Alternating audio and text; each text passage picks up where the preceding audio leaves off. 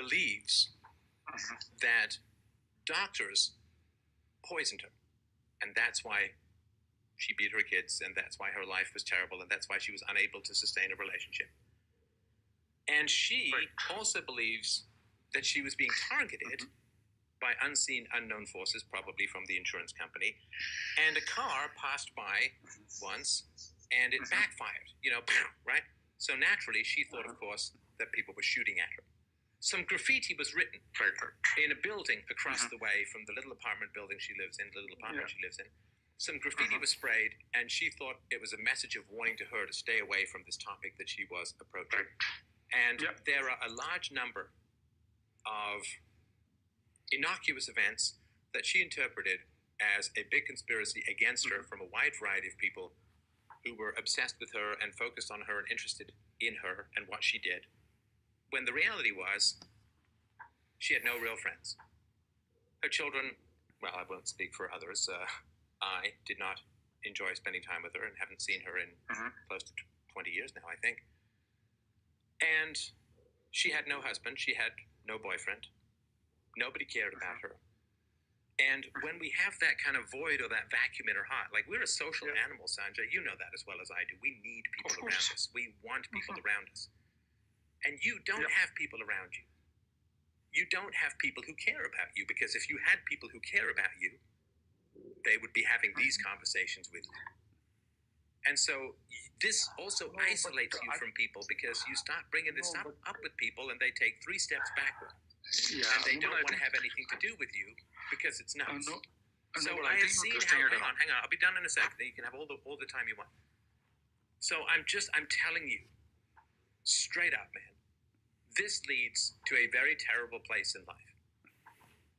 My mother, for as long as I've known her as an adult, she sleeps with a giant knife under her pillow because she's terrified that this conspiracy is going to take her down. So it has been an e-day fix of hers for, let me just work on this now, over 35 years. I mean, how can one say that if one person is crazy because that person is saying something that you yourself have not experienced, or find it extraordinarily outlandish? How can that be extrapolated to say that if another person is saying something which the other person is claiming is based on science, technology, and circumstantial experience? How can you say that that other person is also crazy because you have not experienced that? So they are two different things. You can't it's disingenuous to try to conflict the two things. So he's again using these psychological tricks. Yes. She has been unable to budge it. She has been unable to reason with it. She's been unable to push back against it, even though I tried and strove mightily to help her. Unsuccessfully, as I fear this will be the case with you.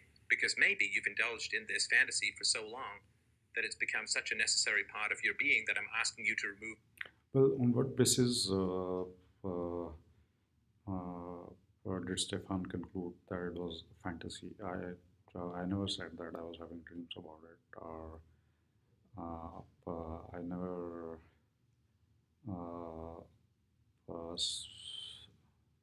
mentioned any space aliens or UFOs. All I'm saying is that there's technology. There are directly generated devices which have been referred to at some places in the internet, including Wikipedia. And there's tracking and surveillance, which everybody knows is very much possible with cell phones. In a buck and a half, you can find the location of any cell phone anywhere in the world. And there is noises which are everyday noises, but they can be utilized in a manner to have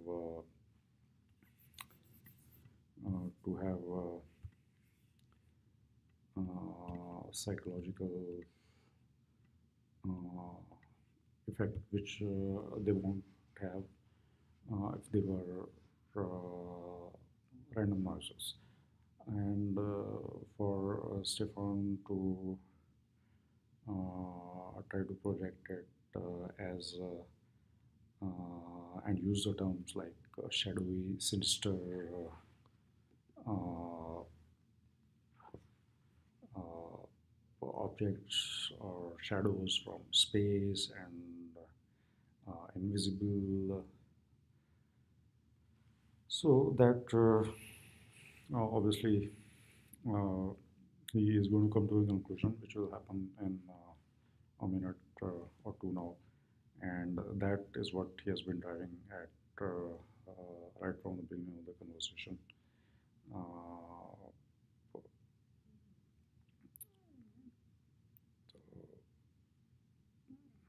so obviously he's not interested in reasoning, logic, science, and technology under the rug.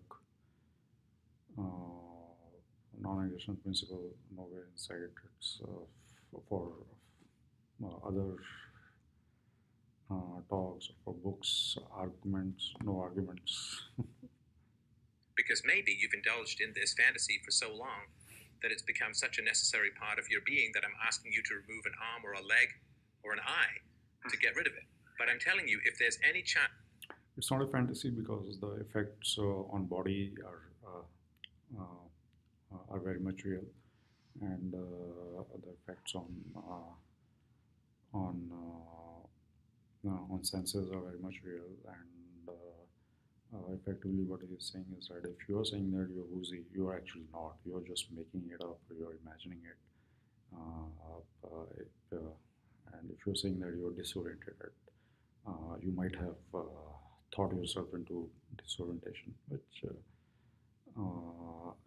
is a fantasy. That is a fantasy. It's that 0.1% of doubt that you might have about what is going on in your life. I'm trying to help you strengthen that 0.1%. There is not even 0.1% doubt. So what are you talking about? I had mentioned that not even 0.1%. Because you are very certain without proof.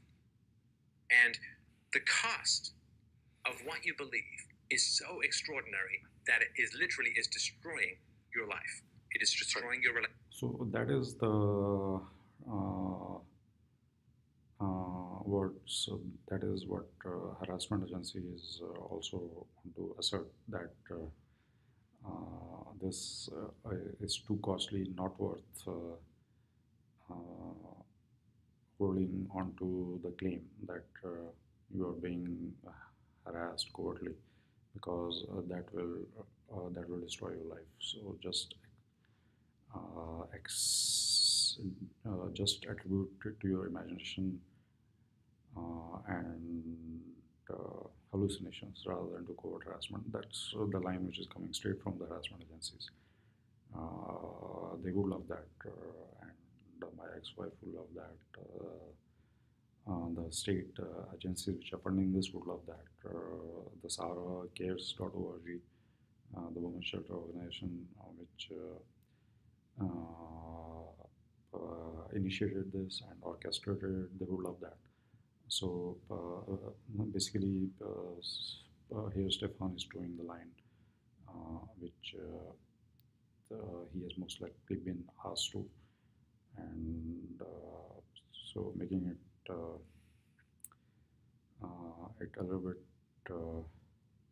clear that he is co-opting with this harassment apparatus. It's destroying your capacity to be a father.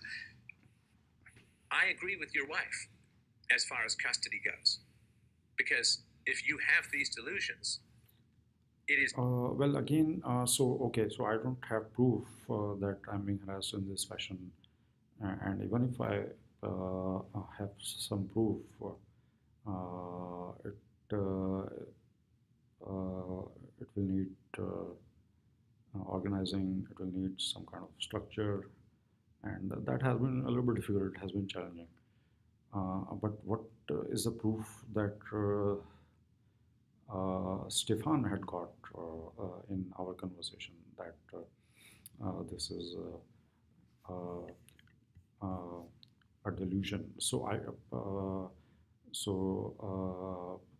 can Stefan ask this burden of proof on his assertion that what is the proof that these are delusions? So for that, there is not no proof is possible. For what I am saying, the proof is possible.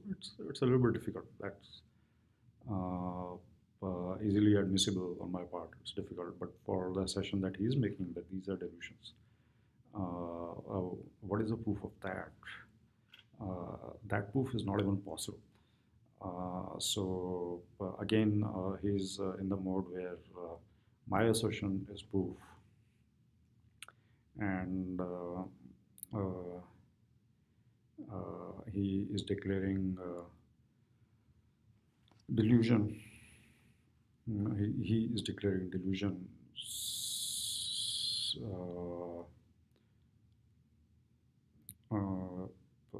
without him even thinking about that. That is harder to prove. And he will obviously admit that that isn't the proof. What you are saying is proof enough that you are delusional. So the hypothesis is the proof in this case, which is also again surprising because Stefan being a philosopher and thinker, and he's being very much against being he's being very much against forcing uh, assertion as proof, and he's doing that now.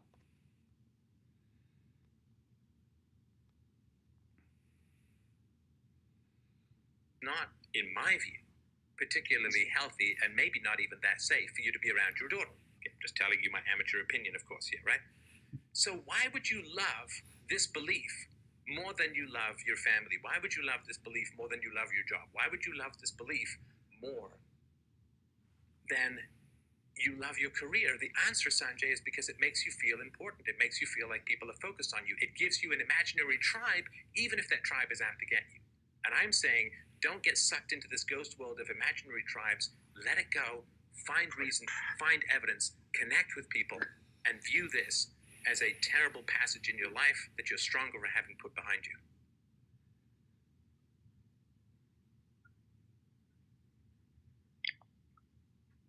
No, because it is a truth. It is the truth. All right. Well, I gave it a shot. I gave it a shot. I gave it a shot. I did not have much hope that you were going to see reason in this. So, it's not the truth. It's not the truth. It's not the truth.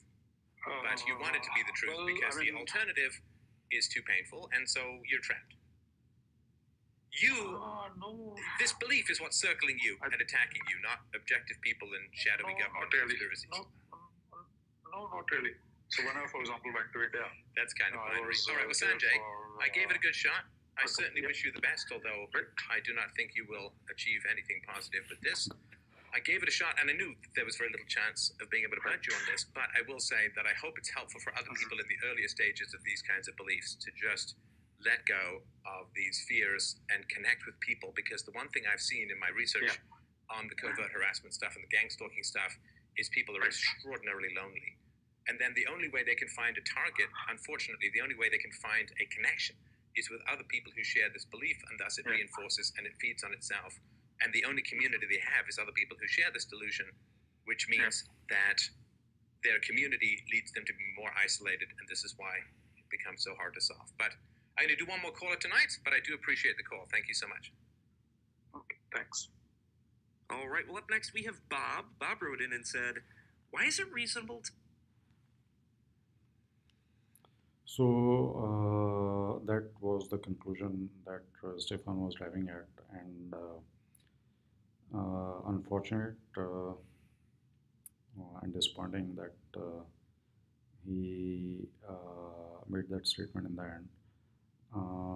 It is a false statement without a rational basis and very, very uncharacteristic of Stefan to make that statement. It violates the non-aggression principle also, which he so passionately professes to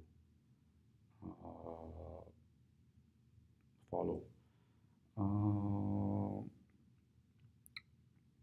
So basically, he is talking about community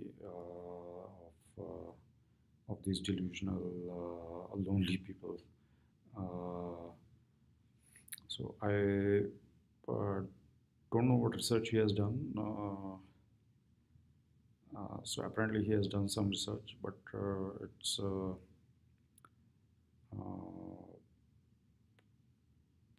it's research which is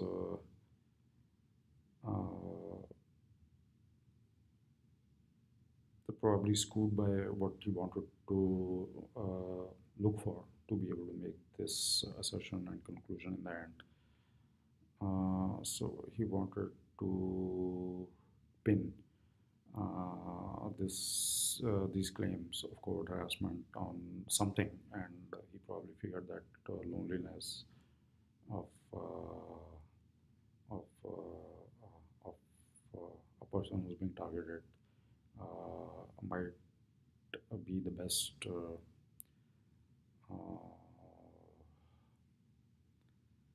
excuse to pin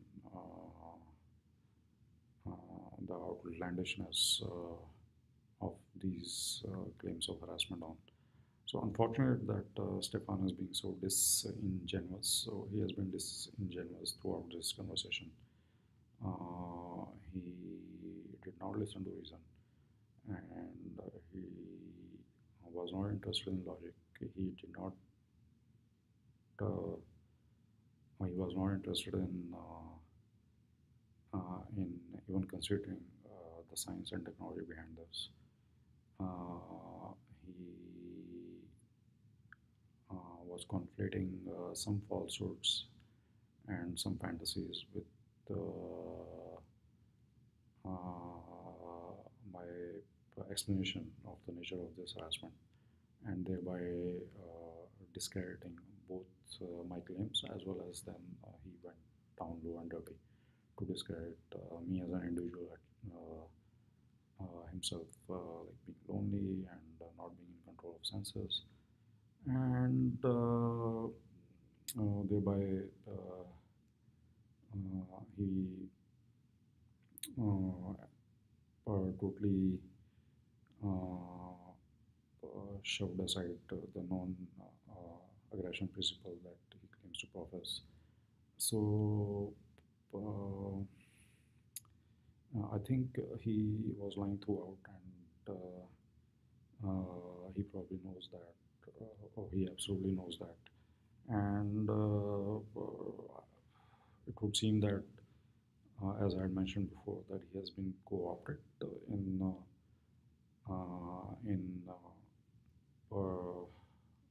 carrying out this conversation in the way that it did, going against everything that he has in the past claimed to assert, and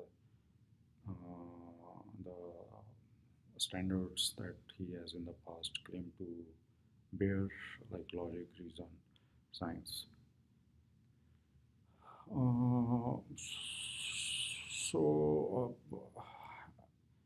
I mean, he could have been co-opted based on either some incentive, which is possible. I mean, if these harassment agencies are able to spend a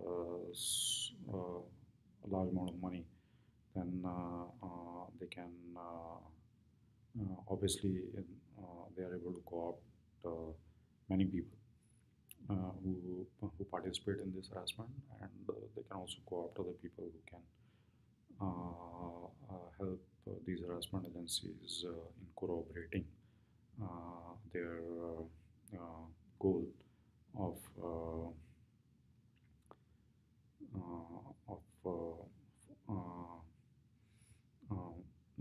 discrediting the target, and thereby keeping the harassment regime under the wraps and covert, which is when it is most effective.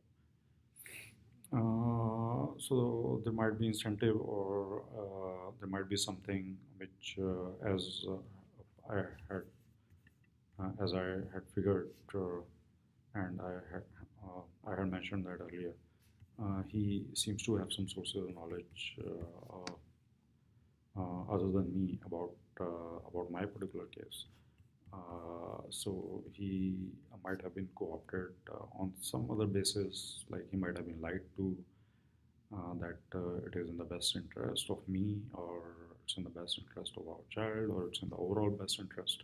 So there again, I think if he might have willingly accepted uh, that lie, or he might have been fooled into accepting that. So it's difficult to say. I think it seems like the way he was going on and using all these psychological tricks uh,